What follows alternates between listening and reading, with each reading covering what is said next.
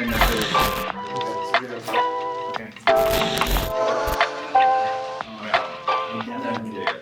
guys are ready. All right, guys, so today we have JM in the house. He is an amazing San Antonio native, grew up here. He is an entrepreneur at heart. He is a hustler if you've ever seen one. Me and Vanessa have known him for quite some time and seen him really come up. And you are not gonna believe where he started to where he is now and what he's doing and how you can really essentially do whatever you want in life. And he's the prime example of that. So JM, just introduce yourself, tell everyone a little bit about your background, what you used to do, what your come up was, and what you're doing now. So thanks for being here. Thank you for having me. The JM is short for John Michael, for anyone that's asking. I would say that my journey really started at the Business Center. Originally, it was Texas Business Center, and then it became Workplots. And if you're familiar with that Dominion area, it was also Cup and Cake. And that was where I also met Vanessa, and she gave me my opportunity as a commercial stylist. And that's really where my journey kicked off. I started with the magazine that she was at the time, and then I started signing clients every time we did a magazine shoot, and I dressed them, and they introduced me to their friends, and then it was like wildfire. And I had already been networking, I had started to understand a lot of what that meant. And it was ultimately the Business Center that gave me that opportunity to really be around other entrepreneurs at different levels, just starting, really, really established, really being exposed to it. I got to the point where I felt like it was time for me to be on my own, and I went out and failed the first time around and went back and, tried it again. And then I came across somebody on LinkedIn. They had just kind of reached out to me and asked me if I was interested in starting my own line. At that time, it's probably 4 years in. I had already been buying as a luxury buyer. I had access into certain stores locally, and I knew exactly what it took to really build out a line and, picking your material and how to speak with your vendors. And you were doing suits. Suits, right? To be more specific, absolutely. Formal wear. Yeah, so the way shoes, custom shoes as well. Yeah. So B-Boy Creative is the name of my holdings, and within my holdings, I have the Royal Guard Style Agency and SBJM Footwear, which is our leather goods brand. We make everything in Almanza, Spain, and then the suits are made overseas. But we also have something in New York where, for our higher quality, customers, we can kind of fit them in the things that they want based on quality versus quantity. And that's been the biggest challenge. Pre-COVID, I took on some investors, and we had this plan to push out the brand with a ton of product, and slippers was the initial start. And it didn't work out that way because COVID went full effect. Yep. I managed to kind of have that moment with my partners where I told them I want to learn to code. I want us as a brand to be a lot more focused online, which is where I saw most brands going. And if we look back, 6 months to a year, that's pretty much where everybody is now, focusing on virtual experiences and, most importantly, what we hear so much of, Web3. Yeah, absolutely. I think a lot of companies pre-COVID, they understood it, but they weren't committed or they didn't put a lot of value in it. You have, obviously, the majority of companies understood the digital landscape. They understood they had to be there. They knew it was important. But for the companies that didn't, they were forced. Oh, yeah. They were forced into the internet, digital marketing, just the basics of social media and content, things like that. You already do that. You were taking it a step further, saying I need to learn how to code.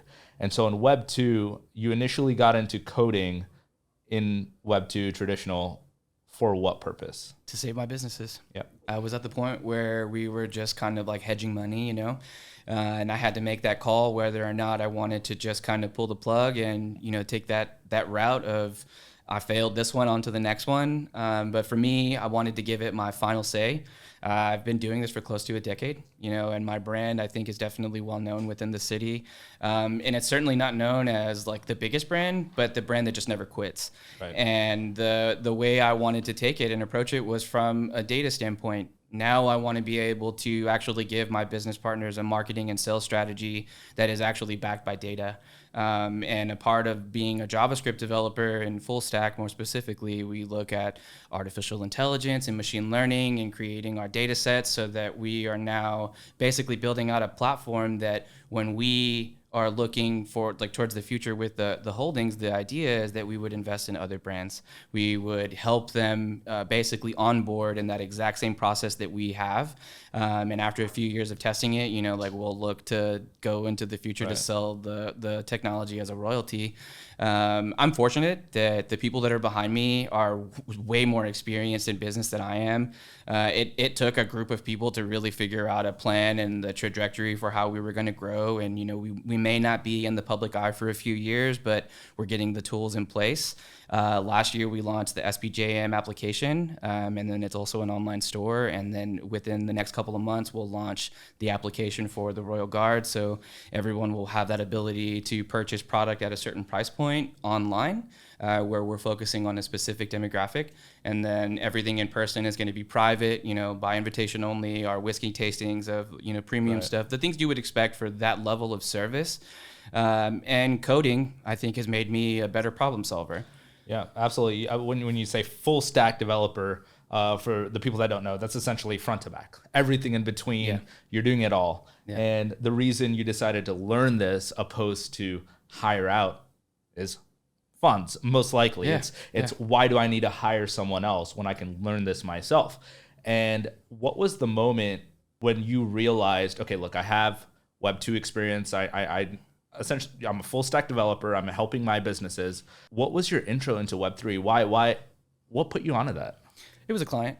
He was just interested in kind of dipping into that space. I'd explained to him that I haven't really dove into it. I wasn't really exposed at the time, and that was about a year ago. I think if you're a senior developer or even an experienced developer, you don't even have to have the title, just experienced developer, especially in JavaScript more specifically.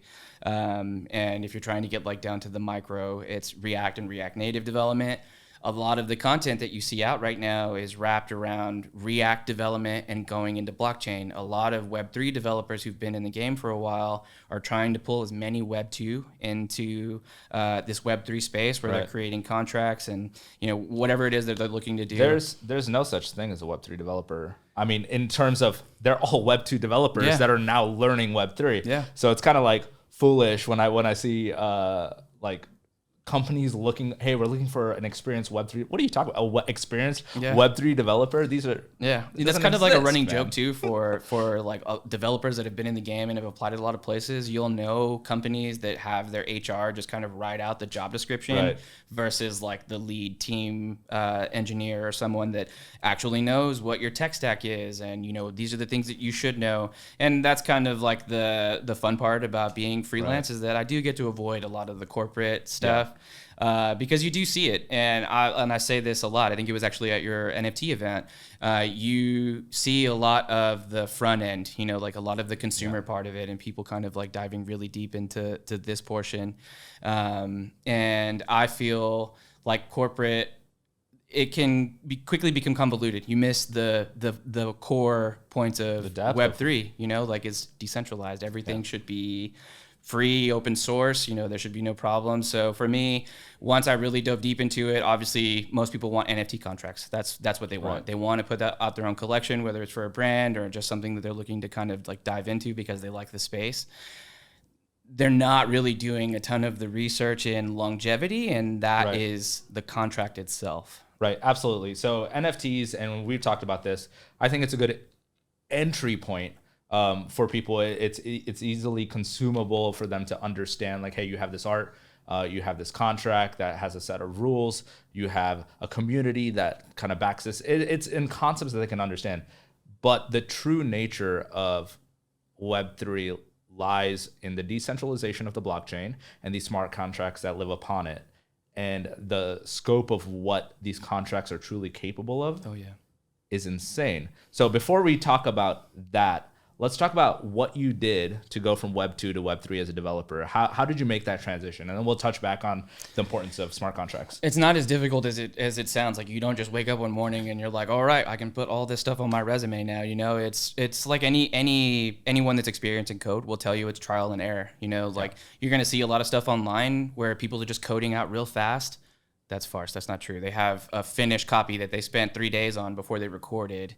So I think that this is always going to be a learning space, or at least for the next few years, while we're working the kinks out, and you kind of see it in projects that are really hyped and they kind of tank drastically because the contract wasn't properly tested, or there was something in between there where we're all learning, you know.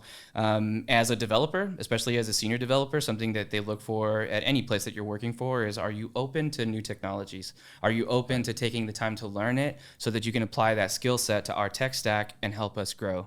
Technology is infinitely growing, you know, and especially in coding, it's constantly changing. We, as developers, are always learning. I code almost 5 or 6 hours a day, any given day, even on a Sunday, just to kind of keep up, because even a few days off, you kind of feel like, oh man, I could be missing out on something new. So yeah, like it's in a constant state of learning. When you first started getting into Web3 development, did you start on Solidity, which is, for those who don't know, is the Ethereum contract that everything on Ethereum is run through? Yeah, it's the language. No, I didn't start with Solidity. No? What did you start on? I already know React, so that was the front end part of like the dApp, where it's all JavaScript, so it's just writing your functions and the type of application that you want to have. What's different about this is now we're connecting to the blockchain, so making sure, and it's like a checks and balance system. We as developers at the front end are making sure that you have a certain token in your wallet before you access a messaging group, and like those little features, and a part of that learning process is Solidity. There is a software called Hardhat that we as JavaScript developers use to compile that contract, as well as push it up and test it, you know, like whether it's Rinkeby or whatever network you're going to be on to test.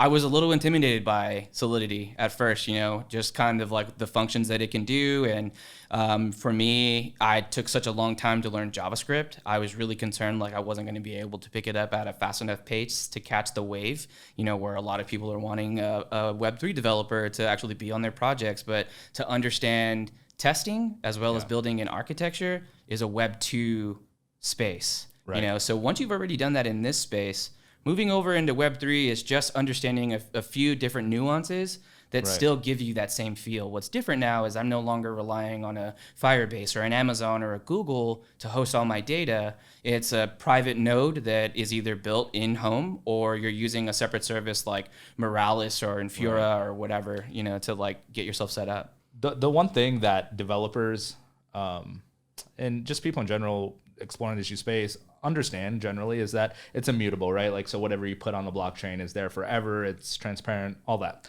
So when you're coding, developers have a much higher level of responsibility in making sure that all the contracts that are pushed to the blockchain are audited and that are correct, and they're just good written contracts that can't be hacked or this or that, right? Sure. Do you find like a lot of developers are just sort of, are they taking it seriously? Are they running the right audits? You hear about scams because there's flaws in contracts. I think scams are also, and I guess to start where you are, we run rigorous testing on our applications. You run twice that amount on a contract. It's kind of like the common knowledge. Most developers circle around the same people online. I'm a self-taught developer, you know, so everything I've learned is from YouTube University and every book I can get my hands on. And I think in combination, you start to build, and this is kind of how it is with learning to code. It's all out there. Yeah. It's just about, who are you learning from? Are you sure that this is the person that actually knows what they're talking about? Because this is a whole different plane. Like, you couldn't be federally indicted. I mean, I guess you could, depending on whatever you were doing in a Web2 space. But in Web3, you know, like, there are people that are getting into a lot of trouble based on just pure ignorance. And for us as developers, it's about testing. Test your contract. And Hardhat is a part of that environment where it runs these tests for you, so you get pass-fail. It's really straightforward. But what's great about this Web3 space is that when you're testing on a testnet, OpenSea has a test environment. Etherscan has a test environment. So you can physically see the contract going in transaction. You can make sure the tokens can move the way they're supposed to, transferring ownership, or, you know, if you're launching your DAO and you want your token on the inside of that DAO to also be tested, like, all of that can be done firsthand. Typically, I would do that in person with whoever it is that's hiring me to build that contract so that they can see it work. And then from there, they'll basically transfer me the Ether to push it to the blockchain, and then I transfer it to them for ownership. So currently, what kind of projects have you been working on? Anything you've been particularly excited about or interesting? So to be honest with you, a lot of the stuff I've been getting lately is just generating NFTs. People want to push them to OpenSea. A part of my experience is an NDA, so there's a lot of stuff I really can't talk about.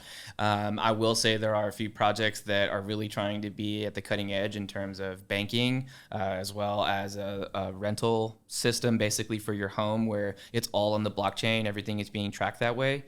I guess like the biggest thing I'm working on right now is with the Dodds NFT. They're based out of San Antonio here.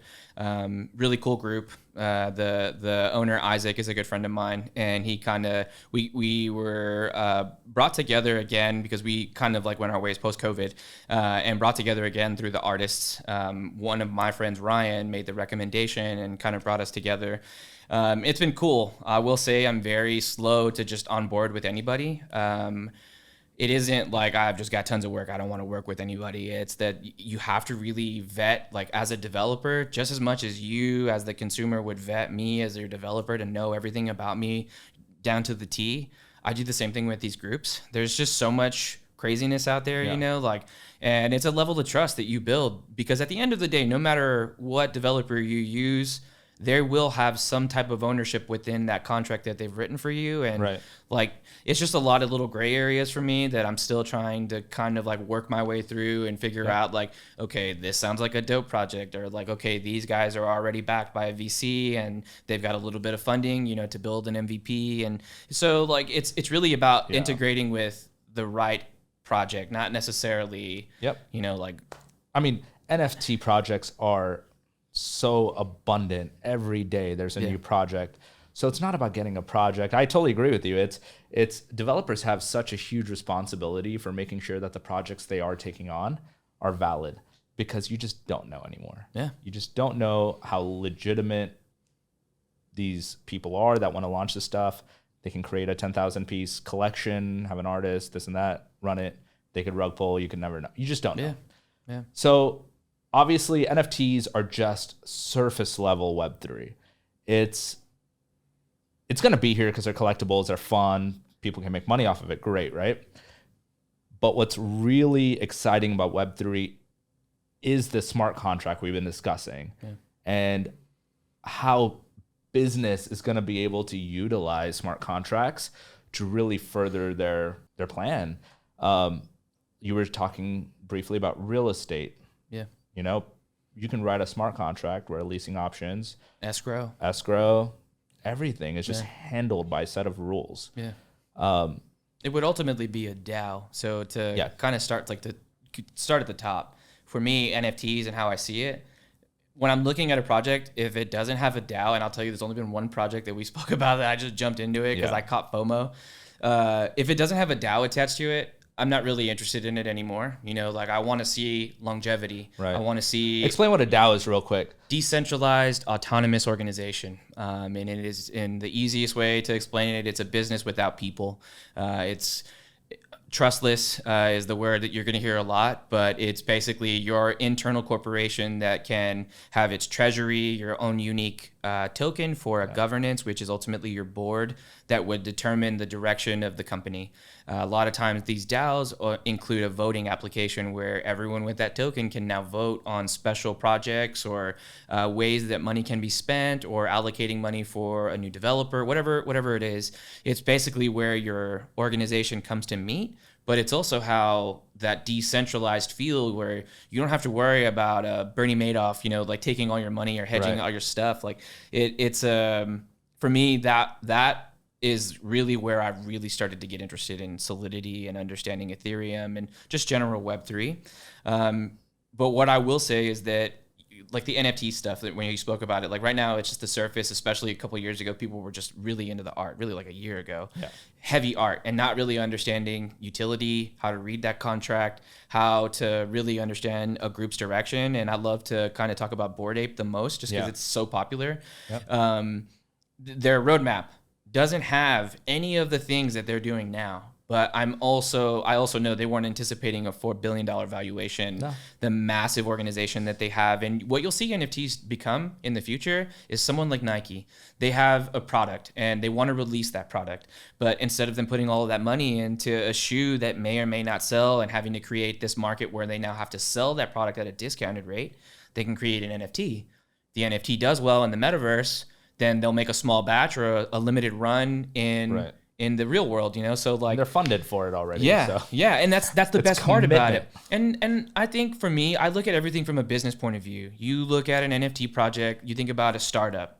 You start in one space and you have your NFT project. And we look at that as your first round of funding, right? Whether that's pre-sale, whitelist, whatever you want to call it. You know, you've got then your pre-sale and then the actual general public sale. You could raise $3 million in that first round. Yep. From that second round, then you're going to do your DAO, and then you're going to start like really issuing out different roles within your community. And like you see these NFT groups where people are volunteering hours in their day. And I'll tell you, just a part of my own research, shout out Los Muertos. I spent 2 days on Twitter, just straight shilling out the project, really being active with it. I wanted to understand, is this what people are really doing all day? And I'll tell you, I rode that wave up. Sold at the top, and I did really well on it. You know, I feel like that for me is the biggest part. I felt like when I saw that organizations are not going to completely change over, they're just going to have an extension. You'll have that one part where there's a whole group that's just dedicated to Web3. You're going to have community managers, and these are going to be like people in PR or HR, where, you know, it's from a digital perspective now. We're talking about how are we creating community without sending annoying emails bi-weekly, but really, you know, like getting into what do our customers want. And for me, that's what I see. I don't see a hostile takeover. I see an extension to a business, and I think that there are already businesses like like Disney and Sony and all these other major organizations that are making that migration to have these NFT collectibles because they're great fundraising, a great way to build community, you know, and now you're starting to see in real life events where people are really starting to get together in masses. And I think that says a lot to branding, you know, a lot to building out a business. You can't just start an NFT because you can draw. I tell people this all the time. And this is where, like, going back to what we talked about in terms of work. Well, there's plenty of Web2 work. Web3 work, there's so much of it that you have to be careful, you know? So these are some of the things that I just look for. You always hear about celebrities that want to launch an NFT project just because they're influential, just because they're celebrities and they know people and they have a fan base. But 90% of the time they flop because they provide no value outside of, hey, I'm a celebrity and I can do this. You know, you have other people that slow burn in the project that do really well, like Gary Vee and VFriends, where, it's just some children's art that he drew at his desk. But he understands the community. Understands the community. It goes from we're engaging the community, back Web2, what we do. I mean, at Crane the agency, I mean, we are marketing, advertising, traditional, and we post social media content. We engage with the audience, but Web3 is only about community. It's not you as the brand, you as the project engaging with your audience. It's about your community members engaging with each other. It's so different, and you can't force any project. If the community doesn't accept it, it just won't work. And you see that firsthand. I mean, people will just totally tank a project because they went about it the wrong way. So for me, when I was really looking back at, like, okay, is this something I really want to dive into? And I knew immediately that it would be a few years before, especially here locally, you know, we see a little more adapting in the real estate market and having maybe a portion of your rent being paid in Bitcoin or crypto of any kind, or even an escrow account where it's the similar process where you put money into an account. We wait a couple days or a week to verify everything. And if it checks out, I like to think back to watches, you know, like there are organizations that you can send your watch in, get it authenticated and sell it, but think Bitcoin now or just coin in general. So it's a really exciting time. I feel like as a developer, and if you're hearing me now, jump in while you can, because it's a booming space. And I think You'll hear a lot of other developers talk about it. It's like our gold rush. It's like the boom in the 90s with Web2. It's the same thing for us. And you're going to see a lot of people make mistakes, like the celebrity deal. That was just a way to hype. And we know that in Web2, we hype projects based on celebrity influence. And if you're really getting down to the macros, like they have to have a minimum of 500,000 followers before you're even considered an macro exposure. Right. Web3 is different. You go to Twitter and you just say, I want this project, and it floods, and you just see the Discord just nonstop. You can't even type anything because it's constantly moving. Slow mode. And the thing is, it's like you just see the trade volume go up. You see, the floor price moving up, and now there are people that have been in the game for a long time that are saying, screw the floor price. Like, stop worrying about the floor price. Let's focus on volume. Let's really keep putting the word out there. Yeah, there's a huge mindset shift into, here paper hands, which is people who sell, and diamond hands, people that hold. And I think the community is starting to stabilize and understand that, okay, we need to start investing long-term in these projects. We need to start investing in developers and teams that are here for us and that want to create something really massive. And obviously Yuga Labs, the company behind Bored Ape, they did not know what they were going to be when they launched. They were an ape NFT like everyone else. Yeah. But they grew organically. They did it the right way. And now they're in a position to buy the other largest NFT project, which is CryptoPunks. And now they own CryptoPunks and MeBits. And they positioned themselves so well. And it was because all they did was listen to their community. They also handled their profits really well. Yeah. Their treasury was really great. They gave back to their community via ApeCoin. So when they launched their token, they were able to give holders literally $100,000 plus overnight. Yeah. It's a stake coin too, because they raised the money in the beginning, so that's what I try to explain to people. Yeah. I get it a lot. Hey, JM, I want to make a coin. Dope. Is it going to be proof of work or proof of stake? How are you going to planning on distributing and giving it value? And that's where most people get stumped, because it's easy to make a shit coin. Like, you can do it quickly. Yeah. But I feel like that is, again, where you kind of take a step back and you think from a business mindset. I have to scale this product. I have to make sure that people want to be able to use it and they love it, and you can take direct feedback from your customer base or your community base. And, it's infinite. I think that there's going to be a lot of companies, even outside of NFTs, that really drift more towards having that Discord and still some type of a token that if you purchase into it, you can have access or special permissions into unlimited content. And you're going to see all kinds of things really change, I think, in like the bigger communities, and then slowly trickle down to everyone else. If someone wanted to start an NFT project, what advice would you give them? From a developer standpoint, from someone who builds this stuff. The very first question is, have you done your research? Yeah. Who are some of the people that you admire in this space? And for me as a developer, I'm thinking about the architecture of how they did that build, the contract, the next 4 steps, so that we make sure that everything within that contract is either prepared to be interacted with, or they're looking to do a DAO later down the road, or something different where they're building community. For me, I think that it's ultimately come down to understanding that this is the wild, wild west. Right now, we're not in a place where there's a lot of stability and guarantee. What people see online is that a 4-year-old made $120 million overnight. And that there was a period when that was happening. That's good. That's done. So for me, I think it's just more about prepping them to lose, and not like I want them to, or not like I feel like it's my responsibility again as a developer to understand that this is the biggest dice roll you're going to throw, but you could do really well, and it costs money to play, like that is the one thing about new technologies in this space, is that you are going to spend a pretty penny no matter where you are. I mean, even overseas, I know I'm a part of a developer DAO where there are developers all over the world, and they talk a lot about in these chats about what they're charging their customers and why, and their hourly rates, obviously based on where they live. But for me, it's just have a full set of knowledge going into this. And you don't have to be a Web3 expert, but if you're not interested in community and you only want to do a cash grab, it's going to be really hard to find people that are willing to do that. And if they do, be warned, it's not going to be a great experience, or you could end up losing all the ETH you send. Yeah, absolutely. And once you get burned in the space, you're done forever. Oh yeah. It's game over. Yeah. You cannot re-enter. It's just over. You take people's money, it's game over. What advice now do you have as someone who's been on this journey and completed it, for developers that are not in the space and they're curious and they want to know, is it worth it? Should I dedicate the time and the effort to get into the space? 100%. What do you have to tell them? Should they get into it? Where do they start? There's nothing to lose. I would say there's certainly nothing to lose to learn more. Yeah. I think that as someone who's held a senior level role at a few places, we're always looking for people who are open-minded to new tech. Doesn't matter what it is. If you are not going to be open to it, this is probably not your field. And you don't have to completely transition. You don't have to know the whole thing, right? Like you just have to know enough to understand that you've got a client side, you've got a back end. But our back end now is completely different from what we have all learned. And that's the only learning curve. Solidity for Ethereum is it's not like a super hard learning curve.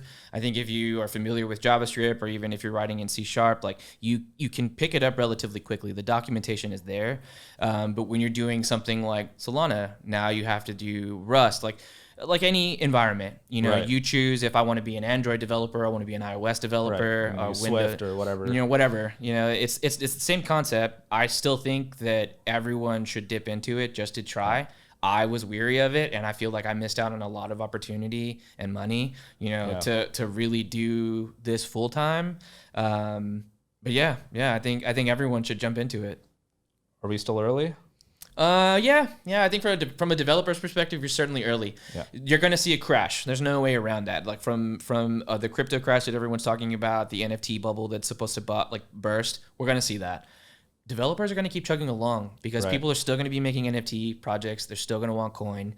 They're still going to keep pushing forward in the plan that's ultimately happened, because anybody that's in this space knows we buy the dip and we hold, Yep. right? Like Exactly. we're here for the long game. And I think that a lot of people that are jumping into Web3 now are not really familiar with long-term investment, understanding those concepts, you know? So they're learning in the same process, and that's why we have those nice sayings. I mean, hands the and diamond majority hands. of you hop on Twitter, the majority of people investing in NFTs are, I mean, essentially crypto bros. They're your Wall Street bet guys from Reddit, that Dogecoin, and that was their intro into Web3 in the space. And now they see, okay, I made some money on Doge or whatever.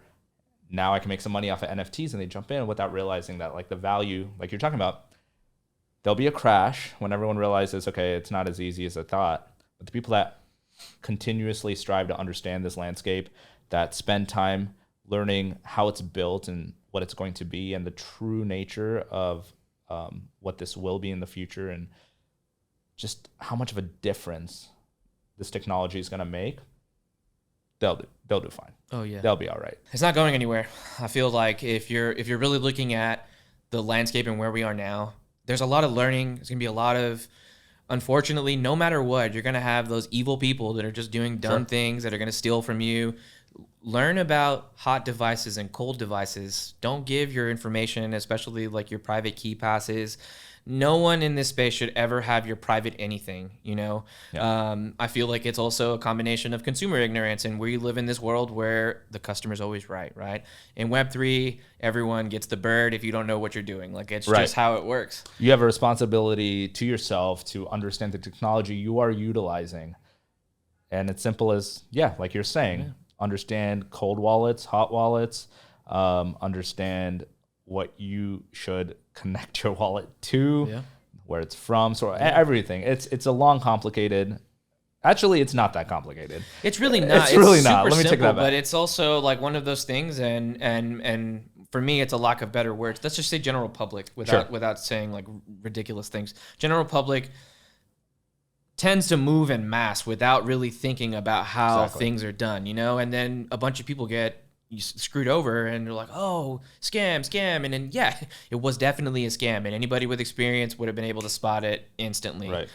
One of the things in terms of scams that I feel like I've had a hard time kind of working with is doxing.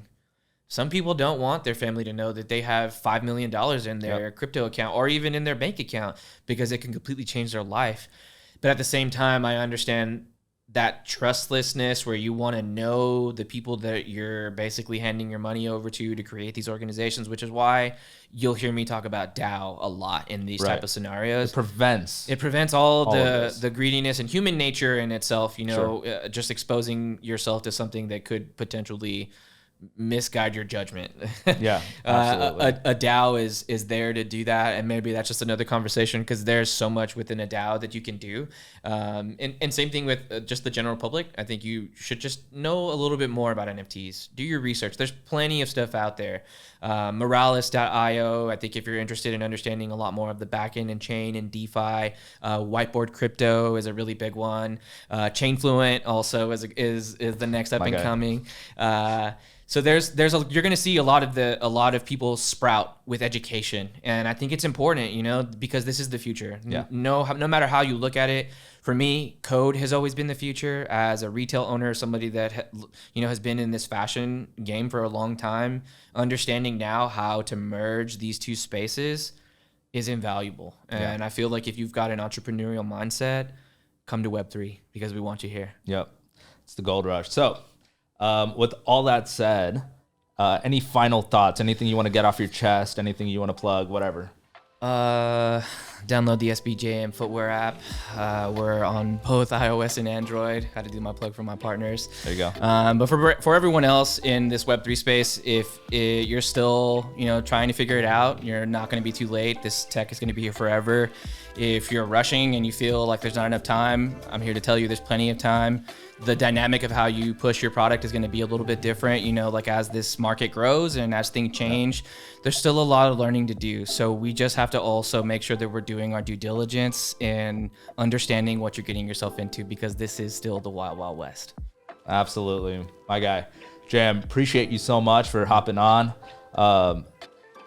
Man, just thanks for being here. Keep doing you, man. And we'll catch up soon. All right. Until next time. Thank you.